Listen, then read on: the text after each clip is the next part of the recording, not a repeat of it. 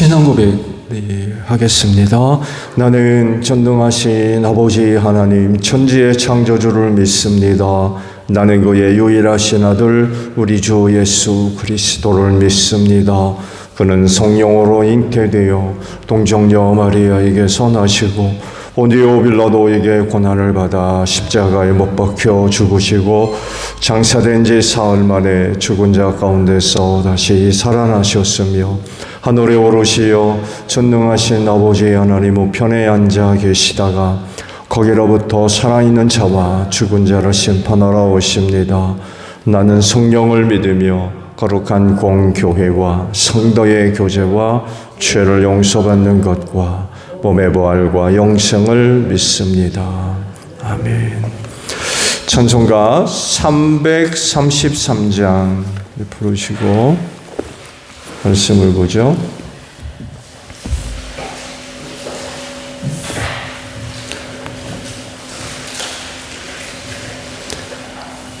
(333장이에요)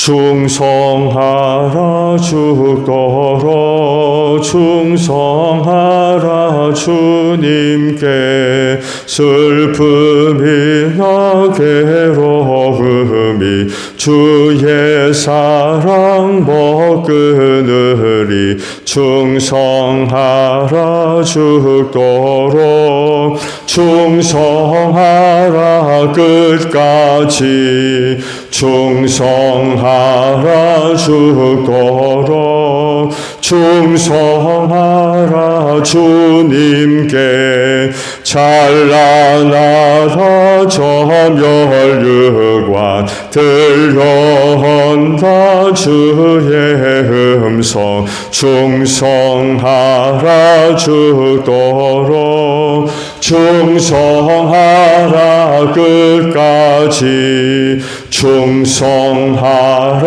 주더러 충성하라 주님께 항상 내가 힘쓰오니 주님 나를 도우소서 충성하라 주더러 충성하라 끝까지 아멘.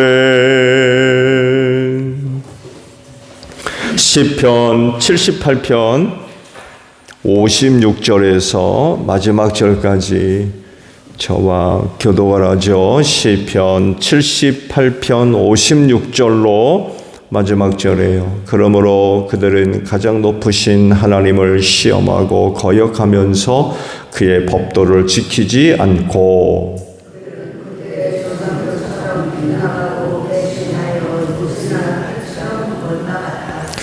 그들은 산당에 모여 그의 노를 격동하며 조각한 우상을 섬기다가 그를 진노하게 하였다.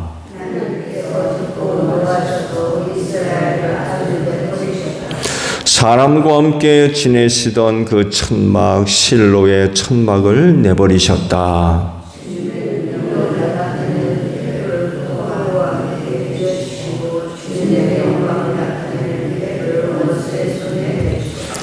주님의 백성을 칼에 내주시고 주님의 소유의 분노를 쏟으셨다.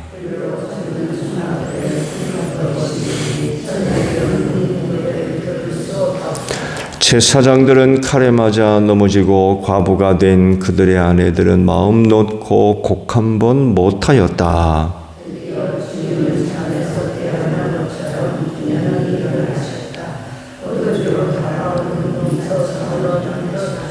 원수들을 뒤쫓아가서 쳐부시며 길이길이 그들을 욕되게 하셨다.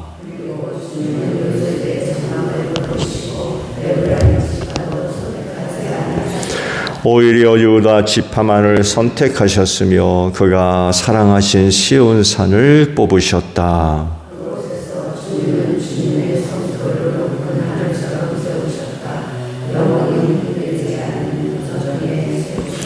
주님의 종 다윗을 선택하시되 양의 우리에서 일하는 그를 뽑으셨다.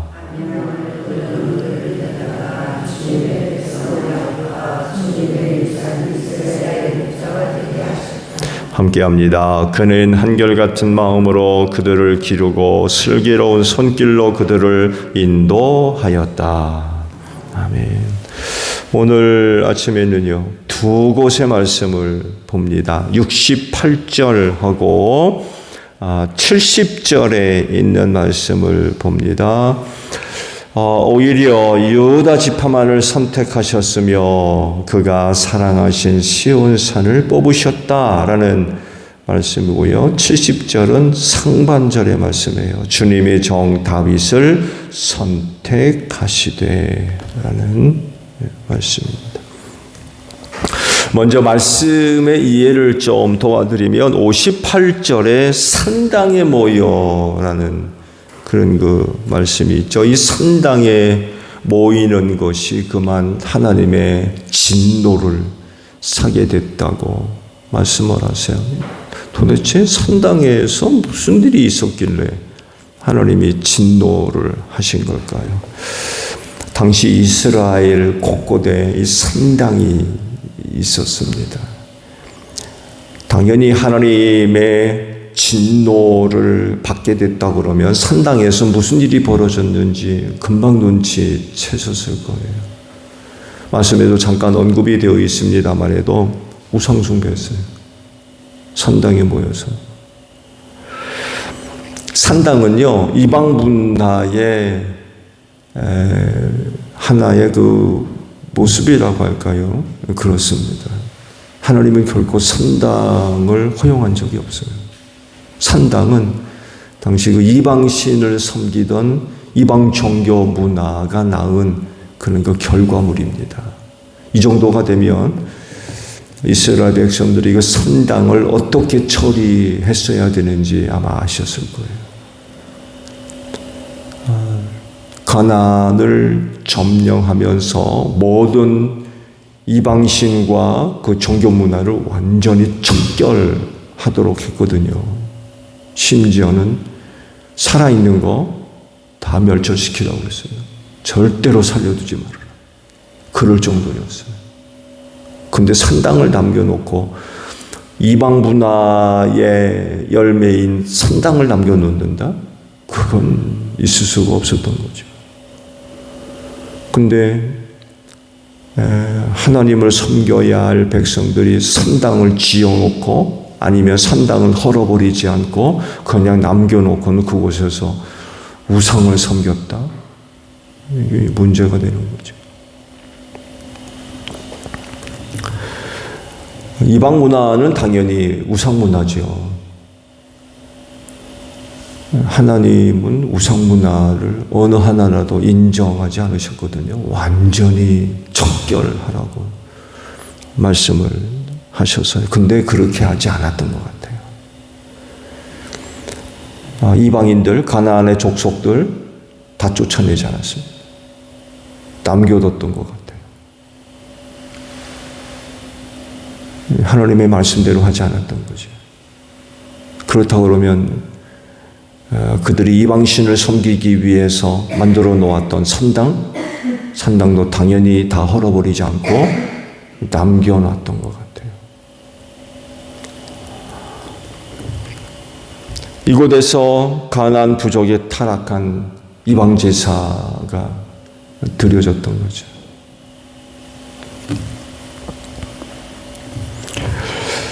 (60절을) 보게 되면 실로의 성막에 관한 그런 거 말씀이 또 언급이 되어져 있죠. 예루살렘 성전이 지어지기 전까지 일정 기간 동안 광야에서 사용되던 성막을 실로에다가 세워놨습니다. 그때까지 예루살렘 성전이 지어지기 전까지 실로에서 제사가 드려졌던 거죠. 그 성막에서.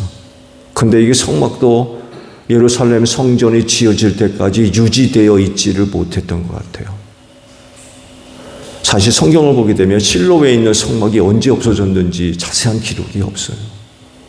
근데 아마 블레셋과의 전쟁에서 큰 사건이 하나 터졌죠. 뭐예요? 법궤를 뺏겼습니다. 법궤를. 그러면서 그 어간에 아마 그 블레셋의 침입에 의해서 실로에 있는 성막이 아마 훼손당하지 않았을까 그런 그 추측들을 합니다.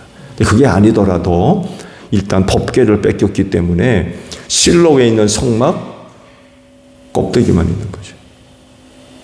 껍데기. 그래서 일정 기간 동안 제사도 드려지지 못하는 그런 시기가 있었어요. 근데 뭘 얘기하냐? 야훼 신앙의 암흑기죠. 암흑기. 법궤가 있어야 되는데 하나님의 임재가 그 법궤에 일어났잖아요. 그 지성소, 세상에서 가장 거룩한 장소라고 부를 수 있는 지성소가 거룩한 이유는 그곳에 법궤가 있고 그 법궤로 하나님의 임재가 일어났거든요. 근데 법궤가 없으면 성막은 껍데기죠.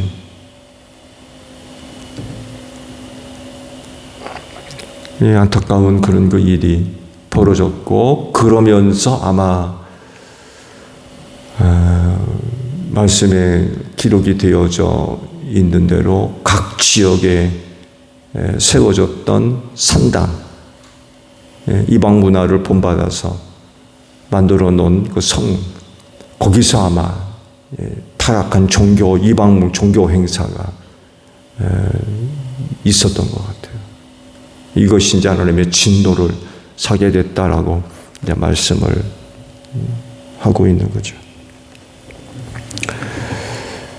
근데요, 이 실로에 세워졌던 그런 그 성막이 시간이 지나면서 약간 변화가 일어난 것처럼 보여요.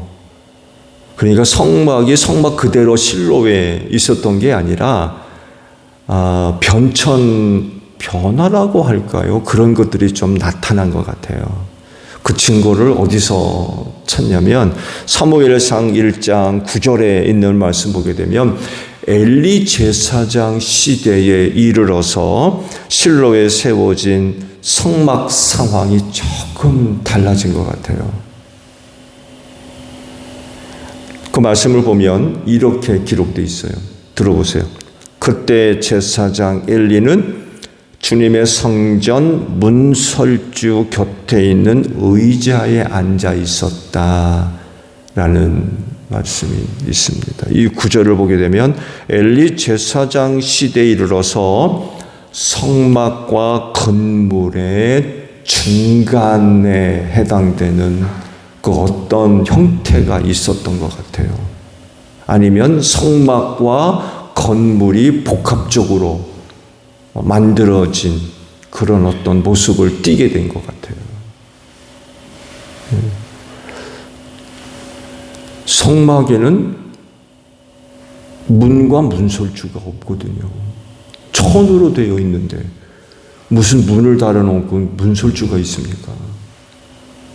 근데 엘리 시대에 실로에 있는 성막을 기록할 때에 이런 그 내용으로 기록된 거 보면 성막과 건물 그 사이에 아니면 성막과 건물의 복합적인 그런 어떤 형태의 모습으로 변형된 것 같아요.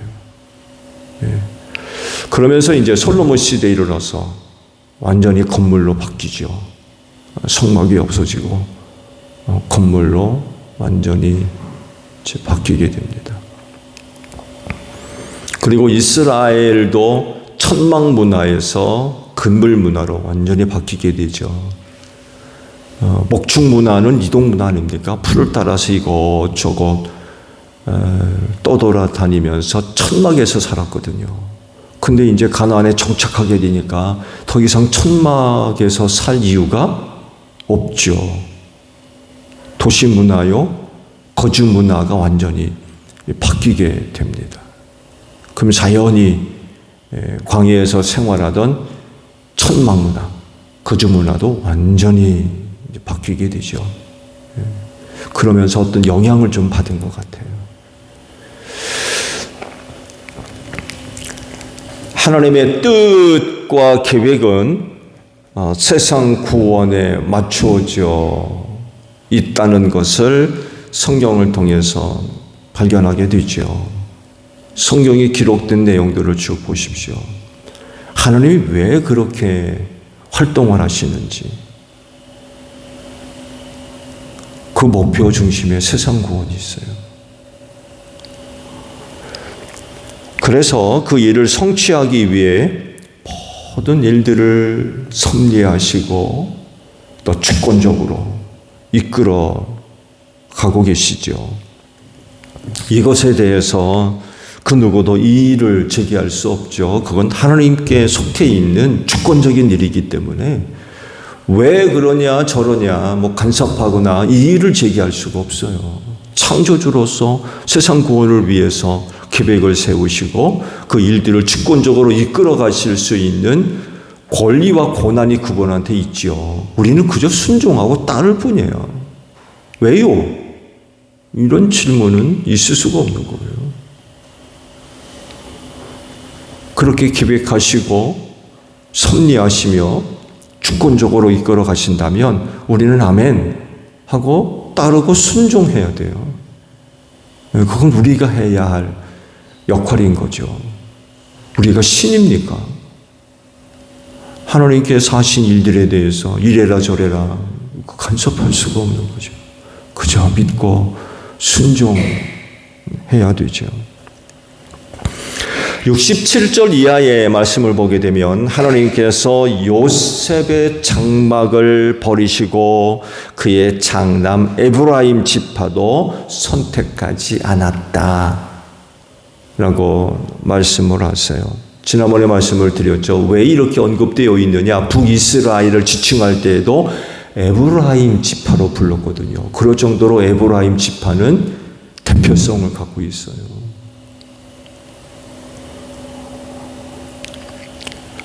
실질적인 장남 역할을 하고 있었던 거죠. 이런 사실은요, 야곱의 축복의 유언 속에서 잘 드러납니다. 야곱이 죽기 전에 아들들을 다 불러 모아놓고는 축복의 유언을 하잖아요. 그때 언급된 말씀을 보게 되면 왜 에브라임이 이스라엘의 장자로서의 대표성을 갖게 됐는지 우리가 그거를 발견할 수 있어요. 창세기 48장 22절을 보게 되면 야곱이 요셉에게 이런 유언을 합니다. 그리고 내 형제들 위에 군림할 너에게는 세겜을 더 준다. 세겜은 내가 칼과 활로 아모리 사람의 손에서 빼앗은 것이다. 이런 유언의 축복을 합니다. 내 형제들 위에 군림할 너에게는. 요셉이 야곱으로부터 이런 그 축복의 유언을 들어서 장자는 아니지만 장자와 같은 역할을 했어요. 그래서 세겜 땅을 더 더 얻습니다. 세겜 땅을. 이건 어떻게 보게 되면 장자들만이 누릴 수 있는 특권인데 그걸 요셉에게 줬어요.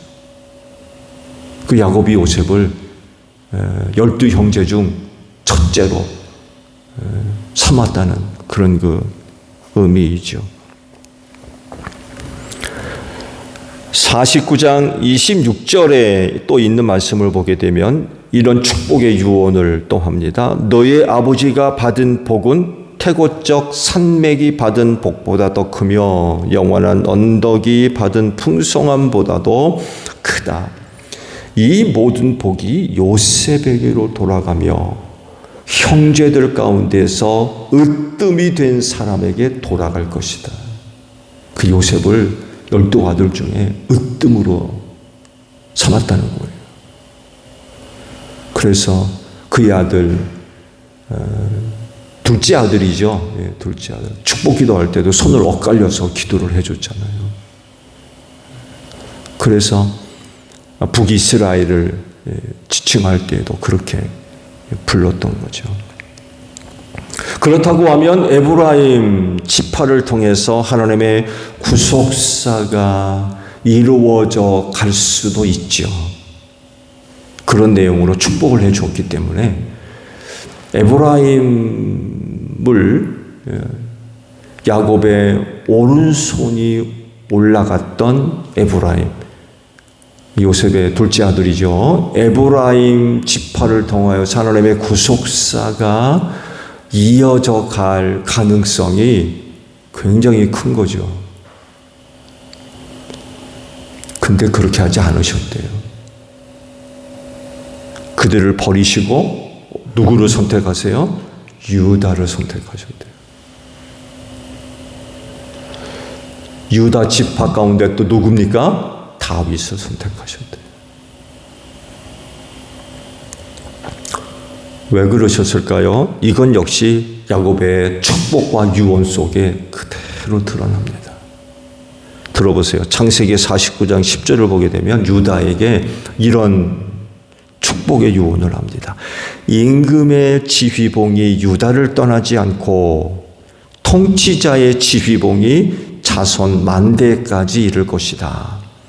권능으로 그 자리에 앉을 분이 오시면 만민이 그에게 순종할 것이다.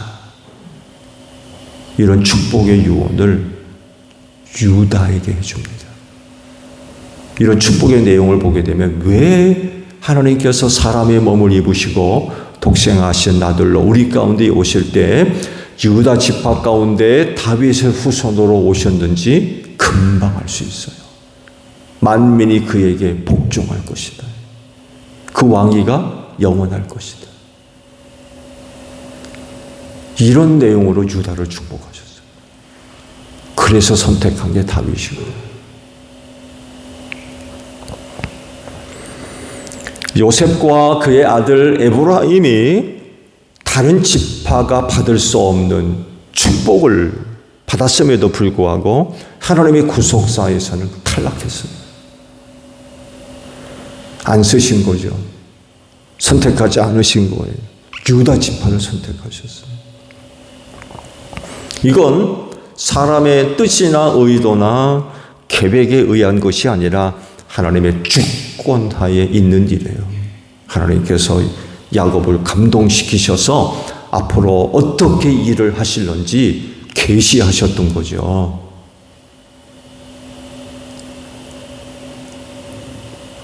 그 야곱이 아들들을 불러가지고 축복의 유언을 한 대로 됐거든요. 그렇다라고 할 때에 결국 야곱이 12아들을 불러다 놓고는 축복의 유언을 한 그 내용이 어디로부터 온 거예요? 하나님으로부터 성령의 감동을 받아가지고 앞으로 하나님께서 무슨 일을 어떻게 하실런지 예언이 됐던 거예요. 하나님께서 야곱이 축복한 대로 이루시거든요. 그게 무슨 얘기예요? 그건 하나님의 계획이었다는 거예요. 하나님의 뜻이었고. 그래서 왜 요셉과 에브라임에게 그런 축복을 하셨음에도 불구하고 유다 가운데 다윗을 통해서 그런 일을 하셨느냐라는 질문은 사실 있을 수가 없는 거죠. 그건 하나님의 주권하에 이루어진 일이기 때문에 왜요? 라는 질문이 있을 수가 없는 거예요. 그러시다면 아멘. 우린 그저 아멘 할 뿐이에요. 그렇게 일하신다면 아멘. 믿겠습니다. 받아들이고 순종하고 따라야 된다는 거죠. 나중에 아마 이런 궁금한 것에 대해서 하나님 앞에 서가지고 여쭈어 본다면 설명해 주실 수도 있을 거예요. 하나님 왜 그때 이렇게 일을 하셨어요? 라고 여쭈어 본다면 설명해 주실 수도 있을 겁니다. 근데 지금은 왜 그러시는지 구체적으로 다 드러나지 않잖아요. 사실 알 필요까지 없고요. 하나님의 그 깊고 넓은 뜻을 우리가 어떻게 다 파악을 합니까? 그저 그렇게 일하신다면 우리 보자 아멘하고 받아들이고 순종하고 믿고 따를 수밖에 없는 거죠. 하나님께서 이렇게 일하신다고 하면 유다 지파는 어떻게 해야 될까요? 또 하나님께서 이렇게 일을 하신다고 하면 다른 사람들은 또 어떻게 해야 되겠어요? 노 할 겁니까? 노. 나 그거 받아들일 수 없어요. 그거 내 마음에 안 들어요. 내가 하고 싶은데 따로 있는데요? 그럴 수 있습니까? 하나님이 그런 뜻을 세우시고 그렇게 일을 하신다고 하면 당연히 유다 지파도 그렇고 다른 지파도 마찬가지로 하나님의 뜻이 이루어지도록 해야 된다는 거죠. 그렇게 하신다면 예, 알겠습니다. 그렇게 하시죠. 그렇게 해야 돼요.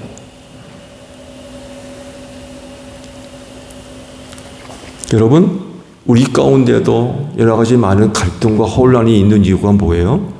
나같지가 않아요, 다. 저마다 생각이 다 달라요.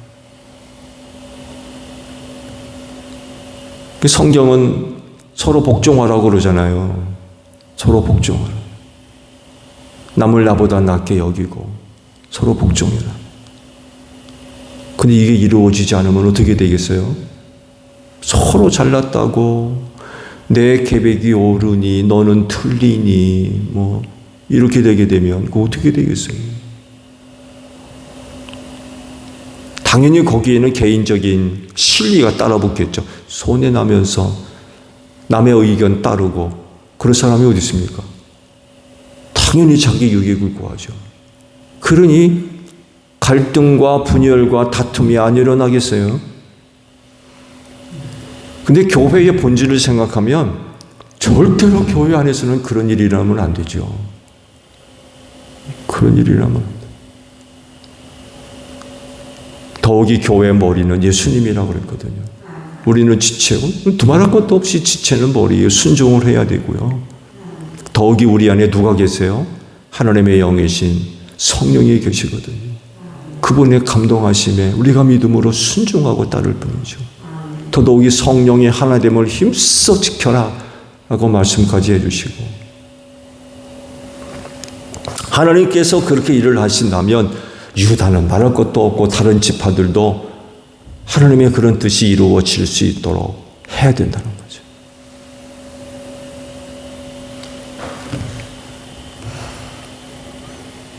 그래서 시기, 질투, 미움, 경쟁 이거 조심하셔야 돼요.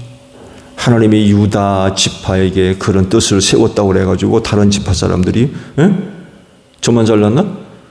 그리고는 시기하고 질투하고 미워하고 네가 잘했니 내가 잘했니 그러면 경쟁하고 다투고 분열하고 그거 어떻게 되겠어요?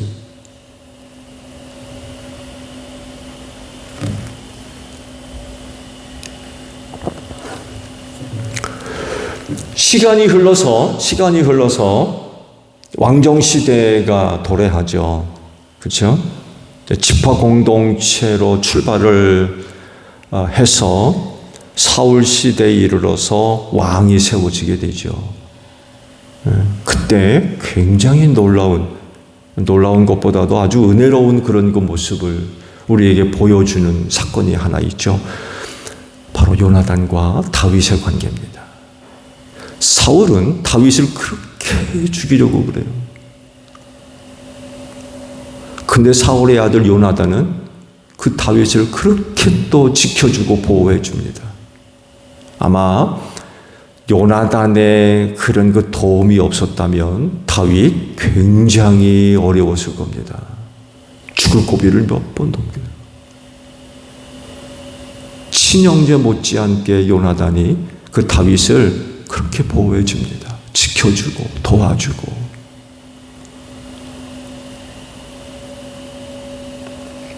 요나단이 그래요. 다윗이 왕이 될 줄 알아요. 그런데도 불구하고 그 다윗을 지켜줘요. 여러분, 다윗이 왕이 되면 요나단은 뭐란 얘기입니까? 왕권이 완전히 다른 사람한테 넘어가는 거잖아요. 그렇잖아요. 사울이 이거를 알고 그렇게 다윗을 죽이려고 했는데 그의 아들 요나단은 왕이 될 사람 아닙니까?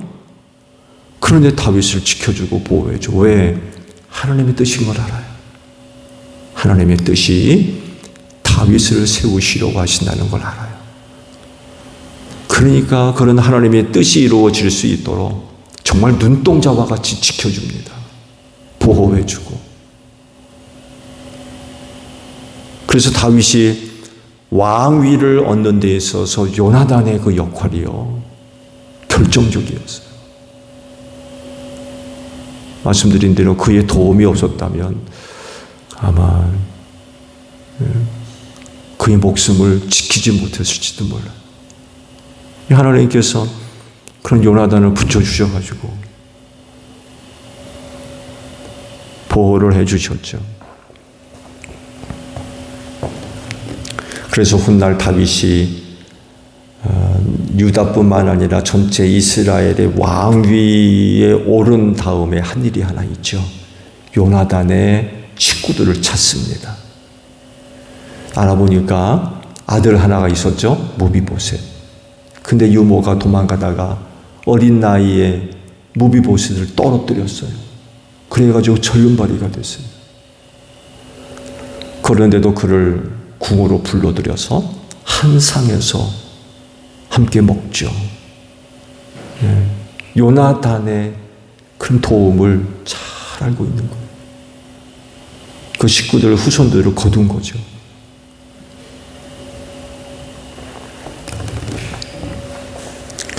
그리스도인은 하나님의 뜻을 이루기 위해서 직접 쓰임을 받는 사람일 뿐만이 아니라 하나님의 뜻이 이루어지도록 돕는 사람이기도 합니다. 두 가지 역할들을 다 해야 돼요. 직접 쓰임 받을 뿐만 아니라 누군가가 쓰임 받을 수 있도록 돕는 사람이라는 거죠. 그런데 시기하고 질투하고 비교하고 경쟁하고 다투고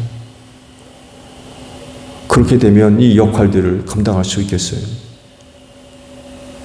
하나님의 뜻이 이루어지는 걸 방해하는 그런 꼴이 되어버리죠. 하나님 기뻐하지 않으시죠? 선한 일꾼들이 되시기를 바랍니다. 하나님의 선하신 뜻이 이루어질 수 있도록 선한 일꾼이 되셔야 돼요. 선한 일꾼으로서 쓰임받을 뿐만 아니라 선한 일꾼으로서 누군가가 또 하나님의 뜻을 이루는데 잘 쓰임받을 수 있도록 도와야 된다는 거죠.